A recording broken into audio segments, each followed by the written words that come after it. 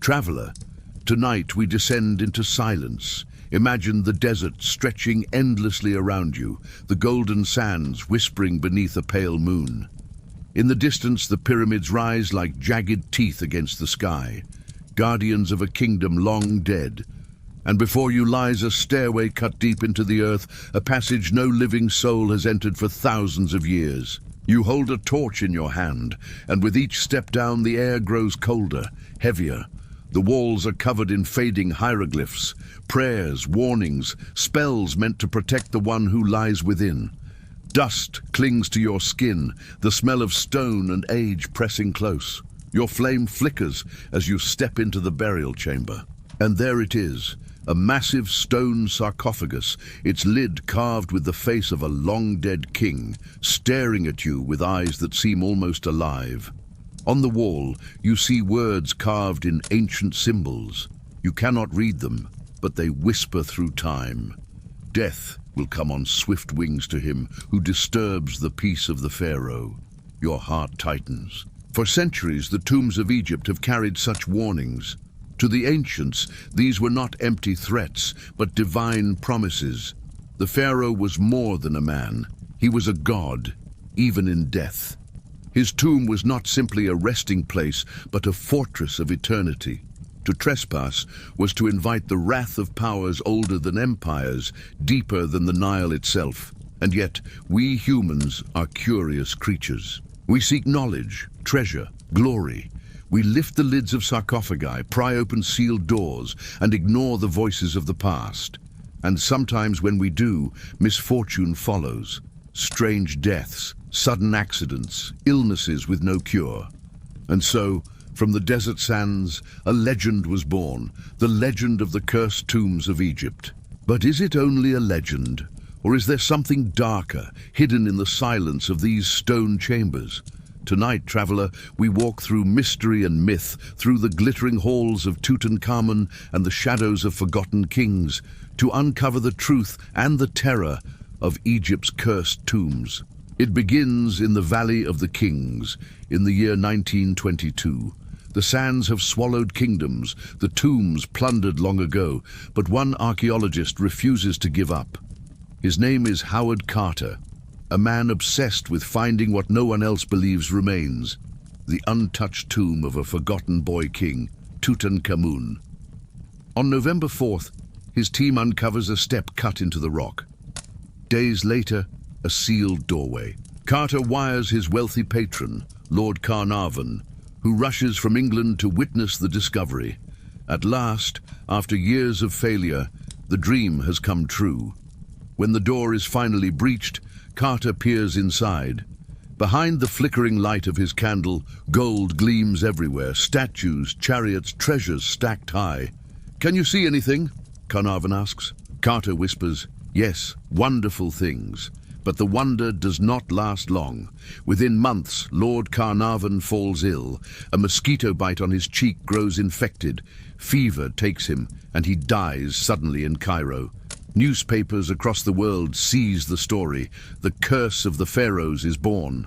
Other strange events follow. Carnarvon's dog, thousands of miles away in England, howls and drops dead the very night its master dies. Lights flicker in Cairo. Within years, more deaths are reported among those connected to the tomb. Pneumonia, fevers, sudden accidents. The legend spreads. Tutankhamun has taken his revenge. The press feeds the fire. Headlines scream of a curse etched into the walls. Death will come on swift wings to him, who disturbs the king's peace. In truth, no such inscription existed in the tomb. But by then, the world was already convinced. And yet, not everyone died. Howard Carter himself, the man who broke the seals and touched the treasures, lived for another 16 years. Many of his team survived as well. Historians point out that the so-called curse was more myth than fact, magnified by rumor and the hunger of newspapers for drama. Still, coincidences haunt the story. Strange deaths, uncanny timing, whispers of omens. Was it only chance, or did the ancients truly leave something in their tombs beyond treasure and stone? The curse of Tutankhamun became a tale too powerful to ignore.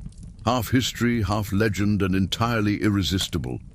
It is the story that made the desert tremble again and turned Egypt's tombs from ruins of the past into haunted gateways of mystery.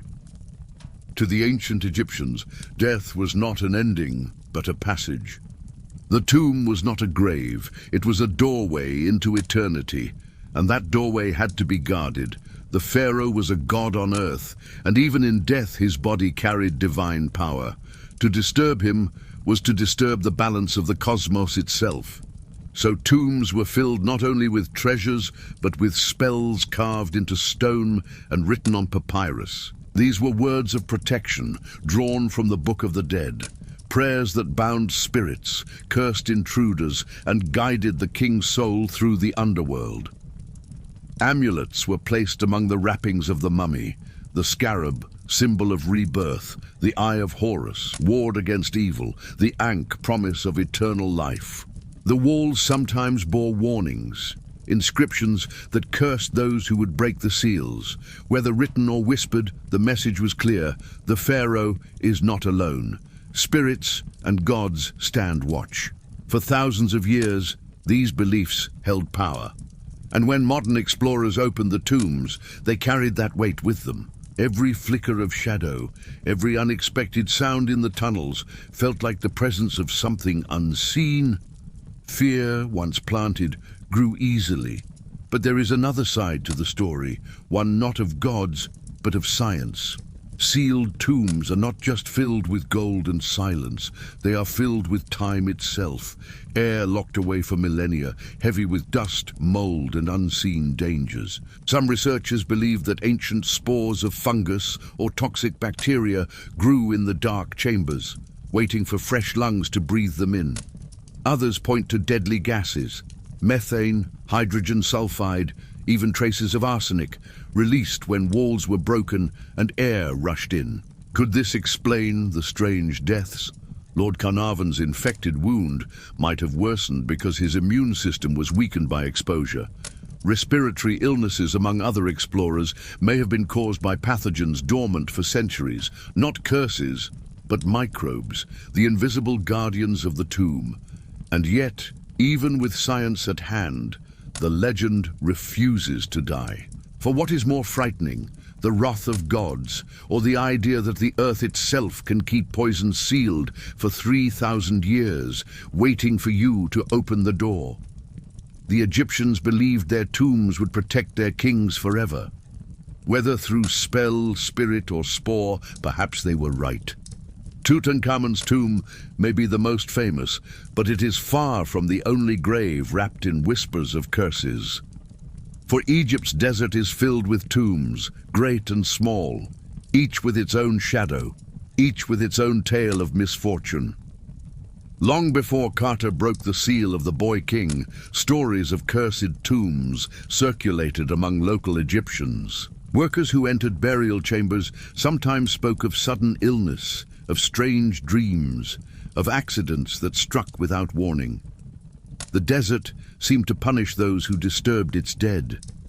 Some believed that even to speak the name of a pharaoh too freely was to call danger upon oneself. Consider the tomb of Amenhotep, a noble whose resting place carried a chilling inscription: "All people who enter this tomb make evil against this tomb and destroy it. May the crocodile be against them in water and snakes against them on land." Such warnings were not poetry. They were weapons meant to terrify looters, who were as relentless in ancient times as archaeologists would be in modern days. Other tales speak of workers who died mysteriously after opening less famous tombs.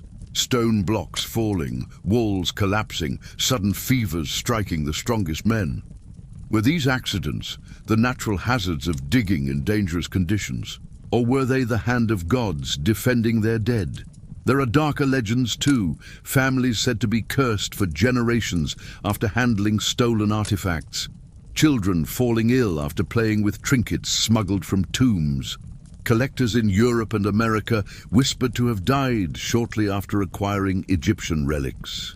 Whether truth or coincidence, the idea of the mummy's curse grew until it haunted not only the desert, but the very halls of Western museums.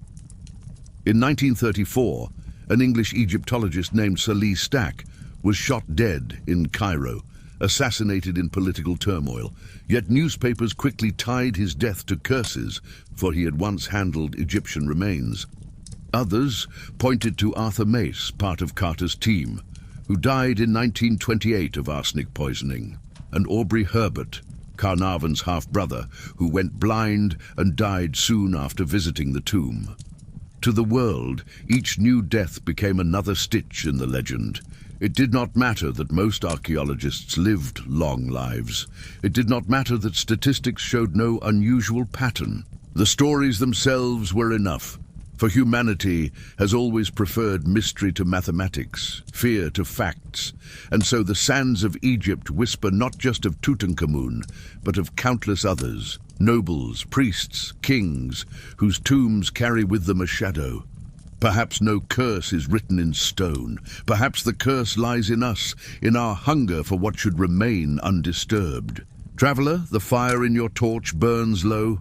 You stand again in the silence of the tomb, surrounded by walls painted with gods and stars. The sarcophagus rests before you, its carved eyes staring across millennia. Around you lies not only death, but memory. Memory of fear, of faith, of stories told and retold until they became legend. Why do we still whisper about curses? Why, after centuries of science and reason, do we still lean closer when someone says a tomb is haunted? Perhaps because curses speak to something ancient within us. The knowledge that the dead are not gone, but watching. That our hunger for treasure, for knowledge, for mastery over the past comes with a price.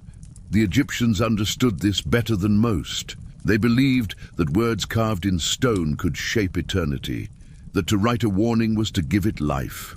And in a way, they were right. For here we are, thousands of years later, still speaking those words, still fearing their promise. Their curses worked, not through magic but through memory. Modern science tells us of mold, of bacteria, of toxins sealed away in the dark. Perhaps that is true. Perhaps the pharaohs guard their rest not with spirits, but with invisible guardians carried on the breath of time. Yet even if every strange death has an explanation, something deeper lingers. For coincidence is never enough to silence imagination.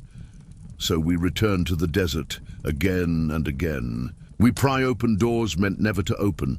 We breathe air that has lain still since before Christ walked the earth. And every time something misfortunes us, an accident, an illness, a twist of fate, we whisper, the curse. Traveler, as you step back into the moonlight, ask yourself this: do curses live in tombs or in us? Perhaps they are not punishments from the dead, but mirrors for the living. Warnings that remind us of humility, of respect, of how thin the line is between curiosity and hubris. The sands close behind you. The stars burn cold above the desert. The Pharaoh still sleeps, wrapped in gold and silence.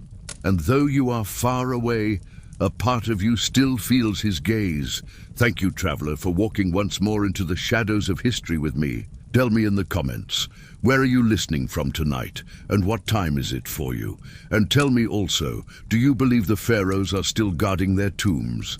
Until another midnight, rest well and beware the whispers of the past.